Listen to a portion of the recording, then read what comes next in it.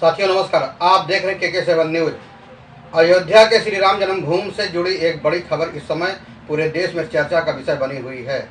करोड़ों श्रद्धालुओं की आस्था के केंद्र राम मंदिर में चढ़ावे की रकम को लेकर कथित वित्तीय गड़बड़ी के आरोपों के सभी को चौंका दिया है। मामले में एसओजी ने एक युवक को हिरासत में लिया है, जिसके घर से करीब 10 लाख रुपए नकद बरामद होने की बात सामने आई है। इतना ही नहीं, यह रकम कथित तौर पर गोबर में छिपा कर रखी गई थी। मामले की गंभीरता को देखते हुए उत्तर प्रदेश सरकार ने एसआईटी का गठन कर दिया है और जांच तेज हो गई है। आखिर दान पात्रों में जमा होने वाली रकम में क्या कोई गड़बड़ी हुई है? कौन है जांच के घेरे में आए लोग और क्या सामने आ सकते हैं बड़े खुलासे? जानिए इस पूरी रिपोर्ट में। जिस मंदिर को करोड़ों लोगों की आस्था, श्रद्धा, विश्वास का प्रतीक माना जाता है, उसी मंदिर में श्रद्धालुओं द्वारा चढ़ाए गए दान को लेकर कथित वित्तीय गड़बड़ी का मामला सामने आया है। इस प्रकरण ने न केवल प्रशासनिक तंत्र को सक्रिय कर दिया है, बल्कि मंदिर ट्रस्ट और जांच एजेंसियों के लिए भी चुनौती खड़ी कर दी है। मामले ने उस समय और तुल पकड़ लिया जब स्पेशल ऑपरेशन ग्रुप यानी एसओजी ने एक युवक को हिरासत में लेकर पूछताछ शुरू की। जांच के दौरान युवक के घर से करीब 10 लाख रुपए नकद बरामद होने की बात सामने आई है। सबसे चौंकाने वाली बात यह रही कि यह नकदी कथित तौर पर गोबर के ढेर में छिपा कर रखी गई थी। इस खुलासे के बाद जांच एजेंसियों का संदेह और गहरा गया है तथा पूरे मामले की तह तक पहुंचने के प्रयास तेज कर दिए हैं।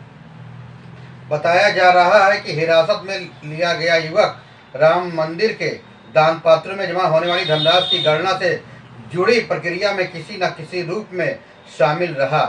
हालांकि अभी तक किसी भी स्तर पर आधिकारिक रूप से दोष सिद्ध नहीं हुआ है, लेकिन जांच एजेंसियां यह जानने का प्रयास कर रही हैं कि मंदिर में आने वाले चढ़ावे की गिनती और उसके प्रबंधन के दौरान कहीं कोई अनियमितता तो नहीं हुई।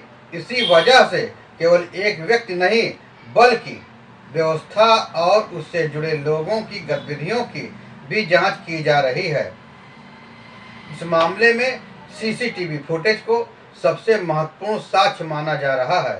जांचकर्ता मंदिर परिसर, दानपात्र खोलने की प्रक्रिया, धनराशि की गणना और उससे जुड़े कमरों के वीडियो रिकॉर्ड खंगाल रहे हैं। साथ ही वित्तीय दस्तावेज, रिकॉर्ड व अन्य तकनीकी साक्ष्यों की भी बारीकी से पड़ताल की जा रही है। अधिकारियों का मानना है कि जांच के बाद ही यह स्पष्ट हो सकेगा कि कथित गड़बड़ी वास्तव में हुई है या नहीं हुई है। यदि हुई है तो इसके पीछे कौन कौन लोग जिम्मेदार हैं। मामले की गंभीरता को देखते हुए श्री राम जन्मभूमि तीर्थ क्षेत्र ट्रस्ट के अनुरोध पर उत्तर प्रदेश सरकार ने विशेष जांच दल यानी एसआईटी का गठन कर दिया है। इस एसआईटी को निर्धारित समय सीमा के भीतर प्रारंभिक और अंतरिम रिपोर्ट शासन को सौंपने के निर्देश दिए गए हैं। सरकार का कहना है कि जांच पूरी तरह निष्पक्ष, पारदर्शी और तथ्यों के आधार पर की जाएगी ताकि किसी भी तरह की शंका को दूर किया जा सके।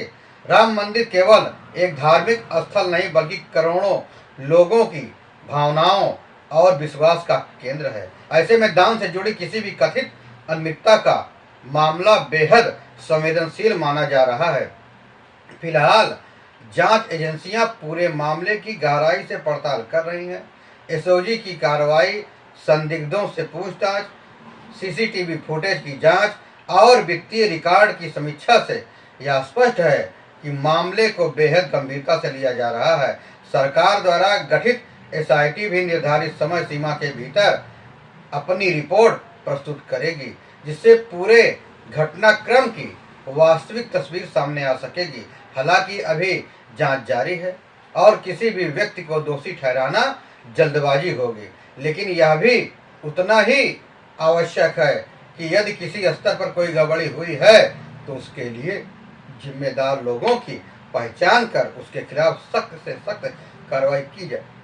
यदि आरोप निर्धारण साबित निर्धारित होते हैं तो सच्चाई को भी पूरी पारदर्शिता के साथ जनता के सामने लाया जाना चाहिए। राम मंदिर केवल एक भव्य धार्मिक स्थल नहीं, बल्कि भारतीय संस्कृति, आस्था और विश्वास का प्रतीक है। ऐसे में मंदिर से जुड़े प्रत्येक कार्य पारदर्शिता और जवाबदेही बनाए रखना अत्यंत आवश्यक है। यही कारण है कि इस मामले पर देश भर की निगाहें टिकी हुई हैं और लोग जांच रिपोर्ट का इंतजार कर रहे हैं।